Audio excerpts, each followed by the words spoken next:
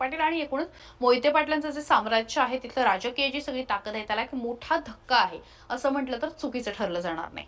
कोमल, तेच आपण राम सातपुतेंबद्दल आता पुन्हा जर सांगायचं झालं तर राम सातपुतेंची खरं तर प्रतिक्रिया आलेली आहे. म्हणजे जे राम सातपुते खरं तर लोकसभा आणि विधानसभेला पराभवाच्या छायेत पराभवाच्या गर्तेत होते, ज्यांना खरं तर कायम टीका केली जायची की बाहेरचा माणूस येऊन सोलापूर जिल्ह्याचं राजकारण कसं फिरवेल, आणि त्याच्यावरती खरं तर टीका केली जात होती. कारण ते जे शह देत होते किंवा ते ज्यांच्या विरोधात लढत होते ते सोलापुरातलं आणि माळशिरस माढा या परिसरातलं खरं तर एक नामांकित असं नेतृत्व होतं, ते म्हणजे मोहिते पाटलांचं घराणं. आणि त्यामुळे ज्यावेळेस खरं तर एखाद्या प्रस्थापित लोकांविरुद्ध जेव्हा एखादा नेतृत्व उभं करतं, म्हणजे भाजपनं तो प्रयत्न केला खरं तर राम सातपुतेंच्या रूपानं, पण ते कुठेतरी अपयशी होताना दिसले. पण त्यांना आता नगर जिल्हा परिषद आणि पंचायत समितीच्या निवडणुकीत मात्र कुठेतरी राम सातपुतेंच्या बाबतीत ही चांगली बातमी आहे किंवा गुड न्यूज आहे की पण त्यांची आता हे पत्नी. विसरून चालणार नाही की 2019 मध्ये जेव्हा राम सातपुते माळशिरसमध्ये निवडून आले त्यावेळेस मोहिते पाटील भाजपमध्ये होते आणि ती जागा जी आहे